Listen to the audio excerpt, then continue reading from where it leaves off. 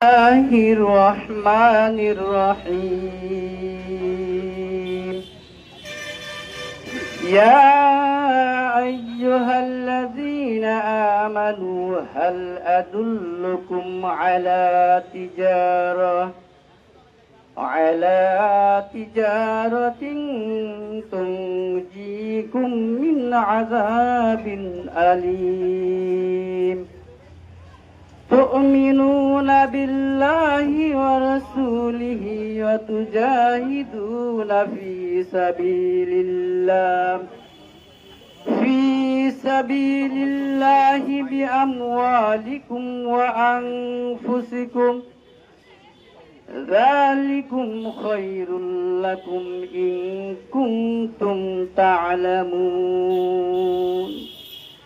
صدق الله العظيم সূরা সফের 10 নম্বর আয়াত 28 পারার আল্লাহ রাব্বুল আলামিন বলতেছেন,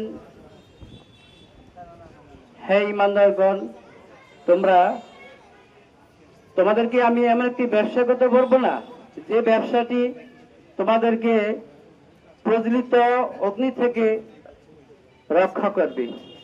সে ব্যবসাটি হলো কি, তুমিনুনা বিল্লাহ, তোমরা আল্লাহর প্রতি ঈমান আনবে, রাসূলের প্রতি ঈমান আনবে, এবং তোমরা তোমাদের ধন সম্পদ টাকা পয়সা জান দিয়ে আল্লাহর রাস্তায় দ্বীনের কাজ চালিয়ে যাবে, দ্বীনের কাজ করবে।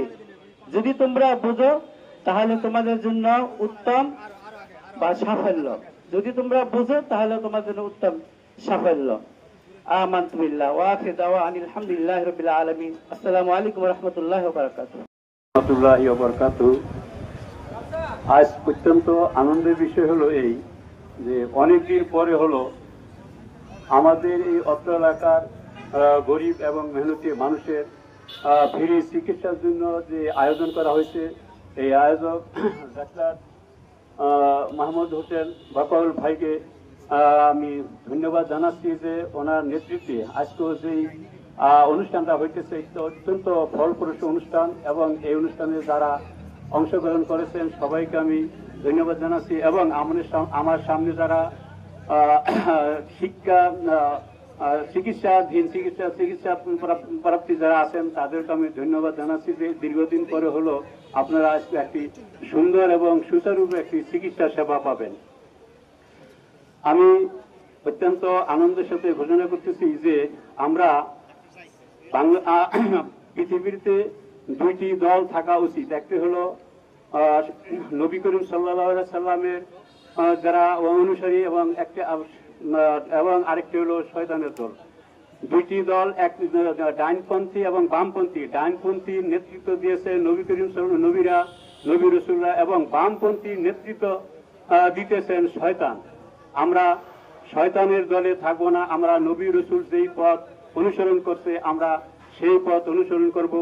এবং আজকে দেখেন যে এই বাংলাদেশ জামায়াতে ইসলাম আজকে যে একটা অনুষ্ঠান যে আয়োজন করেছেন, এটা অত্যন্ত ফলপ্রসূ অনুষ্ঠান, এবং কোনো মানুষ ফ্রি চিকিৎসার জন্য জনগণের কাছে আসে না, কিন্তু তারা নবী রাসূলের দল করে বিদায়ী তারা আজ এই অনুষ্ঠান করেছেন আমাদের নিরীহ মানুষদের সেবা দেওয়ার জন্য।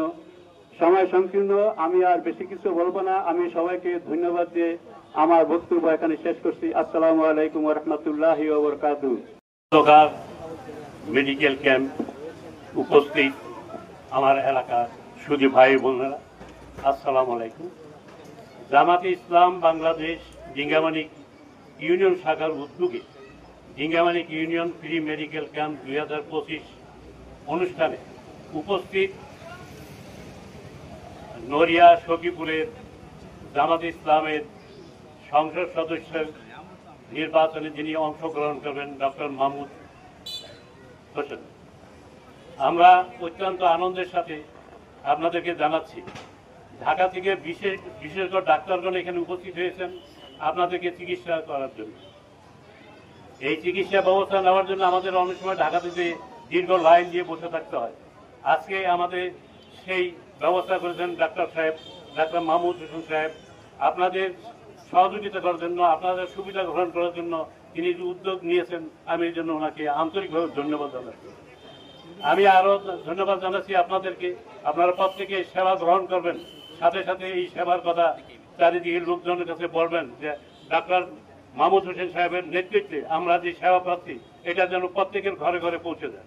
ডাক্তার সাহেবদের কাছে আপনারা অবশ্যই আপনাদের রোগের কথা বলবেন, তারা যাতে আপনাদেরকে সঠিক চিকিৎসা দিতে পারে সেই ব্যবস্থাটা অবশ্যই গ্রহণ করবেন।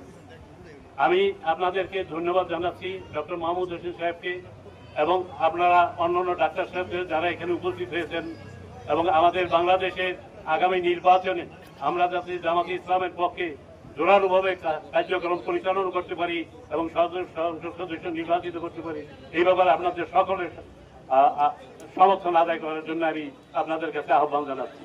আমি আশা করি আপনারা সকলেই জামাতে ইসলামের পক্ষে কাজ করবেন এবং জামাতকে রাষ্ট্রীয় ক্ষমতায় প্রতিষ্ঠিত করার জন্য যার যতটুকু ক্ষমতা আছে ততটুকুই আপনারা চেষ্টা করবেন। ইনশাআল্লাহ আমরা কামিয়াব হব। আসসালামু আলাইকুম রাহমাতুল্লাহি ওয়া বারাকাতুহু। আপনারা আজকে আমার ডিঙ্গামানিক ইউনিয়ন পরিষদের মাঠে উপস্থিত হয়েছেন, তো আমরা আশা করি আপনারা যে উদ্দেশ্যে এখানে উপস্থিত হয়েছেন অবশ্যই যেই সংগঠনের মাধ্যমে এবং যেই ডাক্তারবৃন্দের মাধ্যমে আপনাদের সেবা এবং আপনাদের স্বাস্থ্যর প্রতি ট্রিটমেন্ট দেওয়া হবে, এমন একটা সংগঠনের মাধ্যমে দেওয়া হচ্ছে যে আপনারা অবশ্যই সঠিক এবং সুস্থ হয়ে যাবেন, আমি আশা করি ইনশাআল্লাহ। আমি আরো ধন্যবাদ দিতে চাই যে আজকে এই 17-18 বছরে এই ধরনের একটা সেবা আমার ডিঙ্গামানিক ইউনিয়ন পরিষদের মাঠে আদৌ হয় নাই। আমি আজকে ধন্যবাদ দিই জামাত ইসলাম সংগঠনকে এবং আমার ডাক্তার সাহেবকে, যেন তারা এই ধরনের একটা প্রস্তুতি এবং এই ধরনের একটা কর্মসূচি হাতে নিয়েছেন। আমি আশা করি এটা সচরাচর সবসময় ধারাবাহিকতা, বৎসরে ধারাবাহিকতার পরিচয় দিবে এবং এই ধারাবাহিকতা যেন সবসময় চলে, এই আশাবাদ ব্যক্ত করে আমার সংক্ষিপ্ত বক্তব্য শেষ করছি। আসসালামু আলাইকুম ওয়া রাহমাতুল্লাহি ওয়া বারাকাতুহু। لله رب العالمين الصلاة والسلام على سيد المرسلين وصحبه أجمعين। আজকের এই মহতী আয়োজনের সম্মানিত সভাপতি, উপস্থিত মোহতারাম চেয়ারম্যান সাহেব, উপস্থিত বিশিষ্ট বীর মুক্তিযোদ্ধা এবং অন্যান্য বিশিষ্ট ব্যক্তিত্ববর্গ এবং সুধী মণ্ডলী, সাংবাদিক বৃন্দ, আসসালামু আলাইকুম ওয়া রাহমাতুল্লাহ। স্বাস্থ্য বাংলাদেশের জনগণের মৌলিক অধিকার, এটা কোনো অতিরিক্ত কাজ না। আমরা যেটা করছি এটা আপনাদের খুবই প্রয়োজন এবং এই কাজটা সরকারেরই করার কথা। সরকার তার সাধ্যমতো যতটুকু করার চেষ্টা করে। আমরা জানি যে বাংলাদেশের সরকারের সামর্থ্য আমাদের পুরো জনগণকে কাভার করার মতো, সকলকে সার্ভিস দেওয়ার মতো অবস্থায় নেই। আপনারা যেন অবাক হবেন, বাংলাদেশের মানুষের স্বাস্থ্য সেবার এখন সরকার মাত্র 45% সার্ভিস দেয়, আর 55% সার্ভিস প্রাইভেট সেক্টর থেকে দেওয়া হয়। যেমন ধরুন এখন অনেক বড় বড় হাসপাতালের নাম শুনেন, ইউনাইটেড হাসপাতাল, অ্যাপোলো হসপিটাল, কি মেসিনা হাসপাতাল, ইসলামী ব্যাংক হাসপাতাল, সবই প্রাইভেট সেক্টর এবং প্রাইভেট সেক্টরের মাধ্যমে এই কাজগুলো 55%। এবং যত বড় বড় কাজ সেগুলো সব প্রাইভেট সেক্টরে, কারণ উদ্যোক্তারা প্রাইভেট সেক্টরে ইনভেস্ট করছে, সেখান থেকে তারা সার্ভিসও দিচ্ছে, নিজেদের ব্যবসাও করছে। তো আমাদের উচিত ছিল আরো আগেই আসা, কিন্তু আমরা তো সে পরিবেশটা পাইনি। গত 15 বছর, 16-17 বছর আমরা সেই পরিবেশটা পাইনি। আসলে আমরা যে আপনাদের কাছে আসবো আসারই সুযোগ ছিল না। এখন কথা দিচ্ছি ইনশাআল্লাহ পরিবেশ যদি ভালো থাকে, মোটামুটি থাকে, তাহলে আমরা আসতে থাকবো। আমরা ইলেকশনে জিতি বা হারি সেটা বিষয় না, আমরা আপনাদের পাশে থাকবো ইনশাআল্লাহ, ইনশাআল্লাহ। এবং এখানে ধরেন আমাদের ইউনিয়ন প্রেসিডেন্ট আছেন, আমাদের ফরিদ ভাই আছেন, ওনার নেতৃত্বে এখানে প্রোগ্রামগুলো হবে। আপনারা যদি সহযোগিতা করেন তাহলে আমরা আগামীতে আসতে থাকবো। আপনারা শুনলে খুশি হবেন, এটা আমাদের 11তম প্রোগ্রাম। আমরা গত সমাজ যাবৎ গ্রাজুয়ালি সব জায়গায় যাচ্ছি, সব জায়গায় হেলথ ক্যাম্প করার চেষ্টা করছি। আমরা শুধু হেলথ ক্যাম্প করছি তা না, দেখুন আমরা এই গত 2 সপ্তাহ আগে আমরা বাংলাদেশের প্ল্যানিং কমিশন, যারা সারা দেশের বড় বড় স্থাপনাগুলোর পরিকল্পনা করে, প্ল্যানিং কমিশনের member secretary doctor Mustafizur Rahman সাহেবকে নিয়ে এসেছিলাম এবং প্রজেক্ট ডিরেক্টর ইঞ্জিনিয়ার সাহেবকে নিয়ে এসেছিলাম। আমরা সরজমিনে নড়িয়া বৃষ্টি দেখিয়েছি, হয়তো আপনারা ফেসবুকে দেখেছেন যে আমরা আসলে কি করছি। তো ইনশাআল্লাহ এর পরপরই দেখেন নৌকা ডুবি হয়ে গেল। আমি সাথে সাথে সেক্রেটারি সাহেবকে জানিয়েছি যে আপনি তো দেখে আসলেন, আপনি দেখেন এখন নৌকা ডুবি হয়ে আমাদের ছেলে মেয়েদের অবস্থা কি, আমাদের মা বোনরা কত অসহায় অবস্থা আছে, বাচ্চারা সাঁতার কেটে উঠে আসতে পারবে এরকম অ্যাক্সিডেন্টের পরে। তো সেজন্য দ্রুত কাজটা যেন করা হয়। এরপর হলো বাংলাদেশের সব জায়গায় স্কুলগুলোতে মিড ডে ফিট, দুপুরবেলা প্রাইমারি স্কুলগুলোতে, সরকারি স্কুলগুলোতে দুপুরবেলা বাচ্চাদেরকে খাওয়াবার একটা প্রোগ্রাম হাতে নেওয়া হয়েছে। তো দুর্ভাগ্যজনক ভাবে আমাদের নড়িয়া এবং ফেদুরগঞ্জ বাদ করে দিয়েছিল। আমি গত সপ্তাহে যে এটার জন্য তদবির করে আল্লাহ চাইতে সেটাও ইমপ্রুভ করতে পেরেছি এবং ফার্স্ট ফেজে গভর্নমেন্ট এখন সবগুলো উপজেলা দিয়ে কাজটা করবে, কিন্তু ফার্স্ট ফেজে নড়িয়া এবং ফেদুরগঞ্জ থাকবে। আমরা মনে করি শুধু এতটুকু স্বাস্থ্য ব্যবস্থা এতটুকু করলে হবে না, আমাদেরকে অনেক কিছু করার আছে। নড়িয়া হাসপাতালটা স্টাবলিশড হয়ে এটা ফাংশনিং না। আমরা এটার জন্য হেলথ সেক্রেটারির সাথে কথা বলেছি। আসলে জটিলতা আমাদের মধ্যেই আছে। একটা জায়গা থেকে আরেকটা জায়গায় উন্নয়নের জন্য দেখা গেলো যারা যেখানে আগে ছিল তারা একটা রিপিটেশন করে বসে আছে, এগুলো ফয়সালা করতে হবে। সেগুলোর জন্য আমরা কাজ করছি, আশা করি হয়ে যাবে এবং এটা ইনশাআল্লাহ আগামী 1-2 মাসের মধ্যেই আমরা নড়িয়া হাসপাতালটা শুরু করতে পারবো ইনশাআল্লাহ। আর আপনাদেরকে বলবো যে দেখুন, বাংলাদেশের চিকিৎসা ব্যবস্থাটা ব্যয়বহুল। আমাদের কাছে যেটা পরিসংখ্যান বলে যে বাংলাদেশের দরিদ্র সীমার নিচে মানুষ আছে প্রায় 25%, কোন কোন স্ট্যাটিস্টিক বলে 28%। শতকরা 100টা পরিবারের মধ্যে 25টা পরিবার চিকিৎসা সেবা কিনতে পারে না, নিতে পারে না। এমনকি এই সেবা নিতে গেলে প্রতি বছরে প্রায় 10% আপনার ফ্যামিলি দারিদ্রের সময় নিজে নিয়ে যায়, কারণ একটা গর্ভধারণ অপারেশন করতে গেলে 70,000 টাকা খরচ হয়ে যাবে। এরপর একটা সিজার করতে গেলে, এখন একটা ভালো জায়গায় সিজার করতে গেলে আপনার 40,000 টাকার কোনো বিল নেই। এরপর আসা যাওয়া, থাকা, খাওয়া, এসব কিছুই আমরা কনসিডার করি, চিন্তা করি। এগুলো নিয়ে আমরা খুবই গভীরভাবে ভাবছি সরকারি পর্যায়ে কিভাবে এগুলোকে সহজ করা যায়, কিভাবে মানোন্নয়ন করা যায়, ডাক্তারদের উন্নত করা যায়, পাশাপাশি জনগণের সেবাকে নিশ্চিত করা যায়। এই সমস্ত কিছু নিয়ে প্ল্যানিং পর্যায়ে, নির্বাহী পর্যায়ে যেখানে সিদ্ধান্তগুলো হয় সেখানে আমরা ইনপুট দেওয়ার চেষ্টা করছি।